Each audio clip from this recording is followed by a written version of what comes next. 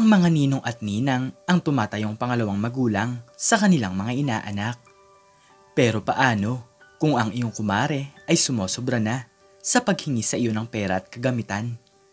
Tapos pag hindi mo natupad ang kanyang kahilingan, ay ikaw pa ang sisiraan. Kung ganon, ay tunghayan mo ang istoryang ito na tiyak ay kapupulutan mo ng aral. Matagal nang magkaibigan si Rosana at Angeline. Pareho silang lumaki sa isang mahirap na probinsya at talagang hindi naging ganun kadali ang kanilang pamumuhay. Angeline, alam mo, ayaw kong manatili sa ganitong pamumuhay. Gusto ko makapagtrabaho sa ibang bansa balang araw, sabi ni Rosana sa kanyang kaibigan. Nakita naman ng dalaga na natatawa lamang ang babae nang dahil sa kanyang sinabi. Ano? Sobrang taas naman ang pangarap mo. Sa tulad natin na mga mahirap ay imposibleng mangyari ang bagay niyan. Natatawang sagot ni Angeline. Ngunit para sa kanya ay hindi imposible ang bagay na ito. Gabi-gabi niya itong iniisip dahil ito ang matagal niya nang pinapangarap. Isang araw ay masayang masaya si Angeline dahil may ipapakilala daw ito kay Rosana. Rosana, oo nga pala, may ipapakilala ako sa'yo. Pwede mo ba akong samahan mamayang hapon? Masayang sabi ni Angeline. Sino naman ang ipapakilala mo sa akin? Marami pa naman akong gagawin mamaya at maglilinis pa ako ng bahay. Sagot ni Rosana. Nang dahil doon ay nakita nito na napasimangot ang kanyang kaibigan. Ay nako, o sige na nga, sasamahan na kita. Ito talaga, may gana pang magtampo. Dagdag ng dalaga. Agad na gumawa si Rosana ng gawaing bahay para masamahan ang kanyang kaibigan. Kilala niya kasi si Angeline sa pagiging matampuhin at pag hindi natupad ang kagustuhan ay ilang araw kang hindi papansinin. Maya-maya lamang ay merong kumatok sa kanilang bahay at nang pinagbuksan niya ito ay nakita niya si Angeline. Tara na Rosana, baka naghihintay na siya roon. Nakakahiya naman sa kanya. Nagmamadaling sabi ng babae. O sige, teka lang, ito, malapit na, sagot ni Rosana. Hindi talaga malaman ng dalaga kung sino bang ipapakilala nito sa kanya. Ang mahalaga kasi sa kanya ay ang palaging makitang masaya ang kanyang kaibigan. Sa haba ng kanilang paglalakad ay nakita ni Rosana ang isang lalaki na nakatayo sa gilid ng malaking puno. Sino siya, Angeline? Siya na ba ang ipapakilala mo sa akin? Tanong ni Rosana. Oo, siya nga. Carlo, siya nga pala si Rosana, ang aking kaibigan. Rosana, si Carlo nga pala. At siya ang aking nobyo. Kinikilig na sabi ng dalaga. Gulat na gulat naman si Rosana dahil mayroon ng nobyo ang kanyang kaibigan. Masayang masaya ito para kay Angeline dahil ito ang unang beses na nakita niya na nagkaroon ng kasintahan ng dalaga. Masaya ako para sa iyo, Angeline. Hoy Carlo, ikaw ha? Umayos ka. Pag sinaktan mo ang kaibigan ko, ako ang makakalaban mo. Pabirong sabi ni Rosana. Naku, hindi ko magagawa yan. Mahal ko si Angeline at handa akong ibigay sa kanya ang lahat. Pangakong magiging tapat ako sa kanya at hindi ko siya lolokohin. Nakangiting sagot ni Carlo. Sa araw na yun ay agad silang nagkasundo. Mabait naman ang binata at nakita ni Rosana na talagang mahal nito ang kanyang kaibigan. Lumipas ang mga buwan ay gulat na gulat ang dalaga sa kanyang nabalitaan. Pinalaya si Angeline ng kanyang mga magulang dahil nagdadalang tao ito. Rosana, pinalayas ako ng aking nanay at isasama na ako ni Carlo sa malayong lugar. Basta sa aking panganganak ay gagawin kitang ninang ha? Umiiyak na sabi ni Angeline. Oo naman, basta palagi lang ako nandito pag kailangan mo ng tulong. Huwag mong pababayaan ang sarili mo. Malungkot na sagot ni Rosana. Inihatid ng dalaga ang kanyang kaibigan sa sakayan ng bus. Malungkot na malungkot talaga ang dalawa dahil baka matagal pa ulit bago sila magkita. Bago sumakay si Angeline sa bus ay niyakap pa ito ni Rosana ng sobrang higpit. Parang kapatid na kasi ang turing niya dito at magkasama na sila simula noong bata pa sila. Lumipas ang 5 taon ay malaki na ang anak ni Angeline.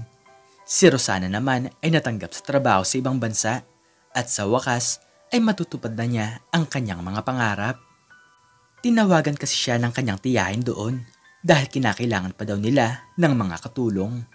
Saglit ay tumawag si Rosana sa kanyang kaibigan.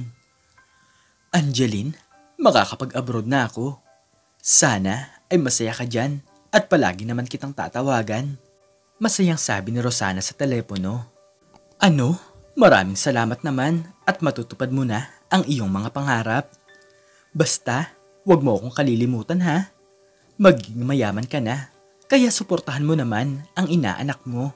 Sagot ni Angeline. Oo naman, ikaw pa ba? Matiis ko. Hayaan mo at palagi ko siyang bibigyan tuwing Pasko. Natatawang sabi ni Rosana. Lumipas lamang ang isang linggo ay sumakay na sa eroplano ang dalaga upang pumunta sa ibang bansa. Talagang manghang-mangha siya sa kanyang nakikita dahil ibang-iba ang lugar doon kaysa sa kinalakihan niyang probinsya. Wow, ang ganda naman dito. Ang tataas ng mga gusali at talagang sobrang daming ilaw. Nakangiting sabi ni Rosana. Maya-maya lamang ay merong matanda ang tumawag sa kanya. Sa kanyang paglingon ay nakita niya ang kanyang tiyahin. Rosana, mabuti naman at nakapunta ka na dito. Sige, isasama na kita sa iyong magiging amo. Nagmamadaling sabi ni Aling Tessie. Sige po tita, maraming salamat po at ako ang tinawagan niyo. Matagal ko na po itong pangarap. Naluluhang sagot ng dalaga. Maya-maya lamang ay nakapunta na sila sa kanyang magiging amo. Mayaman talaga ito at Pinay din pala ang kanyang pagsisilbihan na nakapangasawa ng Amerikano. Ma'am, masaya po ako na makilala kayo dahil Pinay din po pala ang aking pagsisilbihan. Masayang bati ni Rosana. O sige na, ayaw ko ng maraming satsat. Gumawa ka na lang ng gawaing bahay at ngayon ka na magsimula. Mataray na sagot ni Maribel. Agad nakaramdam ng kaba ang dalaga sa kanyang puso. Sa unang araw pa lamang ay agad siyang nasarmunan ng kanyang amo kahit wala naman siyang masamang ginagawa. Dapat ko palang pagbutihin ang aking isang pagiging katulong. Mataray palang aking napasukan. Kinakabang sabi ni Rosana sa kanyang isipan. Nang dahil doon ay wala siyang tigil sa paglilinis ng bahay upang walang masabi ang kanyang amo na babae. Palaging wala doon ang Amerikanong napangasawa nito dahil maaga pa lang ay umaalis na ito para magtrabaho. Lumipas ang isang buwan ay nakatanggap na ng sweldo si Rosana at ito ay nagkakahalaga lamang ng 20,000 piso. Malaki na din naman ito para sa dalaga dahil noong nasa probinsya pa siya ay hindi siya nakakahawak ng malaking halaga ng pera. Sa hindi inaasahan ni Rosana ay biglang tumawag sa kanya si Angeline. Rosana, kumusta ka na? Isang buwan nang lumilipas, kaya baka naman makahingi ako ng pera. Ibibigay ko lang sa iyong inaanak dahil wala siyang laruan. Malambing na sabi ni Angeline. O sige, magpapadala ako ng pera sa iyo. Pero 500 piso lang ang makakayanan ko. Sagot ni Rosana. Okay na yan, ang mahalaga ay meron. Salamat ha, ipadala mo agad. At baka naman pwedeng makahingi pa ng extra. Ang mahal kasi ng pagtawag ko sa iyo eh. Sabi ni Angeline. Talagang napapakamot na lamang si Rosana sa inaasta ng kanyang kaibigan. Ang akala kasi nito ay sobrang laki ng kanyang kinikita sa ibang bansa. Samahan mo pa ng malupit na amo na sinasaktan siya kahit wala naman siyang ginagawang masama. Sige, gagawin ko ng 1,000. Ipapadala ko na lang sa iyo mamaya. Sagot ni Angeline. Ngunit lumipas pa ang ilang buwan ay palaging ganito na lamang ang nangyayari. Sobra-sobra na ang paghingi ng tulong ni Angeline kay Rosana na para bang may malaking utang siya dito. Sobrang tipid na nga ni Rosana sa kanyang pagpepera dahil hindi siya pinapakain ng kanyang malupit na amo. Rosana, ang laki na siguro ng naiipon mo. Sa pag-uwi mo dito, siguro mayaman ka na. Papasok ng aking anak pero kailangan niya ng laptop. Online class kasi siya pero wala siyang gagamitin. Baka naman pwedeng ibili mo ang iyong inaanak. 30,000 pesos lang naman, sabi ni Angeline. Gulat na gulat si Rosana sa kanyang narinig. Malaking halaga ang hinihingi ng kanyang kaibigan at alam niya sa kanyang sarili na hindi niya kayang ibigay ang bagay na ito. Pasensya ka na Angeline pero hindi ko kayang bilhin ang bagay na yan. Nagpapadala din kasi ako ng pera sa aking mga magulang kaya pasensya ka na. Bibigyan na lang kita ng 2,000 piso at yan lang talaga ang makakayanan ko. Sagot ni Rosana. Saglit ay hindi sumagot ang kanyang kaibigan sa telepono. Ngunit maya-maya lamang ay pinagtaasan siya ng boss ng babae. Ano ba yan? Nakapag-abroad ka lang, ang damot-damot mo na. Kaibigan mo ba talaga ako? Sobrang laki na ng kinikita mo, tapos hindi mo man lang masuportahan ang iyong inaanak. Sana hindi na lang kita kinuhang ninang. Sobrang kuripot mo pala at sarili mo lang ang iniisip mo. Galit na sabi ni Angeline. Pasensya ka na talaga. Hindi naman malaki ang sweldo ko. At higit sa lahat ay hindi ako pakain ng amo ko. 20,000 lang ang sweldo ko buwan-buwan. Malungkot na sagot ni Rosana. Palusot ka pa? Sige na, wag mo na lang akong kausapin. Nakakainis ka talaga. Nakapag-ibang bansa lang, naging madamot na. Pabalang na sagot ng babae. Talagang malungkot na malungkot si Rosana sa oras na yon.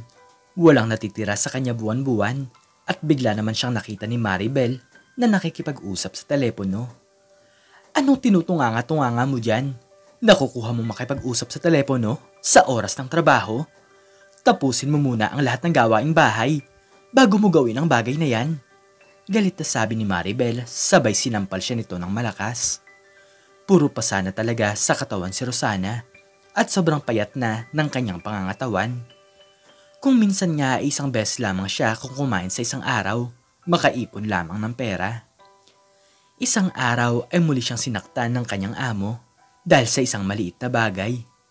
Isinusubsob nito ang kanyang muka sa inidoro, kaya talagang hindi na niya alam ang kanyang gagawin. Pagkatapos noon ay iniwan na lamang siya nitong umiiyak. Uuwi na talaga ako sa amin. Hindi ko na kaya magtiis pa ng hirap dito sa ibang bansa. O Diyos ko, tulungan niyo po ako. Umiiyak na sabi ni Rosana sa kanyang sarili. Nang mapansin nito na lumabas ang kanyang amo, ay agad siyang nag-empake ng kanyang mga kagamitan. Balak niyang pumunta sa kanyang tiyahin upang magsabi na uuwi na siya dahil pinagmamalupitan siya ng kanyang amo. Nabigla din naman ang kanyang tiyahin at agad na niyakap ang kanyang pamangkin. Sa pag-uwi ni Rosana sa sariling bansa ay nagsampa ito ng kaso nang dahil sa kanyang masamang sinapit. Maganda naman ang nangyari dahil sinabi ng hukuman na mabibigyan ng hustisya ang ginawang pangangalipin at pananakit sa kanya ng kanyang naging amo. Isang araw ay napagdesisyonan ng magkaibigan na magkita. Gulat na gulat si Angeline nang muling makita ang kanyang kaibigan. Rosana, anong nangyari sa'yo? At bakit puro sugat ang iyong katawan? Tapos, sobrang payat mo pa. Nagtatakang tanong ni Angeline. Sabi ko naman sa'yo, Angeline, na hindi maganda ang buhay ko sa ibang bansa. Kaya hindi ko kayang ibigay ang iyong mga kahilingan. Sinasaktan ako ng amo ko at maliit lamang ang aking sweldo. Umuwi ako dito dahil hindi ko na makayanan pa ang ginagawa niya sa akin. Umiiyak na sagot ni Rosana. Talagang biglang nadurog ang puso ni Angeline nang dahil sa kanyang nagawa. Higit sa lahat ay kung ano-ano pa ang sinabi niya sa kanyang kaibigan nang hindi nito nabigyan ng laptop ang kanyang anak. Rosana, patawarin mo ko kung naging makasarili ako. Hindi ko iniisip ang iyong kalagayan. Hindi ko naman alam na sobrang hirap pala ng buhay mo roon. Nahihiyang sabi ni Angeline. Baka sa mukha nito ang pagsisisi nang dahil sa kanyang nagawa at mga nasabi. Niyakap ni Angeline ang kanyang kaibigan at agad itong naghanda ng makakain upang mapagsaluhan nilang dalawa. Pinatawad ni Rosana ang kanyang kaibigan dahil alam niya sa kanyang sarili na pwede pa itong magbago. Simula noon ay bumawi naman si Angeline sa kanya. Ito na ang nagbibigay sa kanya ng tulong dahil nagkaroon naman ng magandang trabaho ang kanyang asawa. Rosana, ito nga pala ibinili kita ng grocery dahil malaki naman ang kinikita ni Carlo. Nakangiting sabi ni Angeline. Naku, nag-abala ka pa. Maraming salamat ha. masayang sagot ni Rosana. Sa huli ay sila pa din ang magkasama at nagtutulungan. Nagkaroon man sila ng problema, ngunit para sa kanila ay mananatili silang magkaibigan. Lumipas ang panahon ay nagkaroon na din ng sariling asawa at anak si Rosana. Si Angeline ang sumagot sa pagpapabinyag ng kanyang anak. Simula noon ay masaya silang namumuhay ng magkasama at nagtutulungan. Ikaw, anong natutunan mo sa istoryang ito? I-comment mo sa baba ang iyong natutunan. At hanggang dito na lamang po nagtatapos ang aking istorya. At sana po ay nagustuhan niyo ito. Please like, share, and subscribe. And click the notification bell para lagi kang updated sa mga bago kong istorya. Muli ay maraming salamat po. At God bless us all.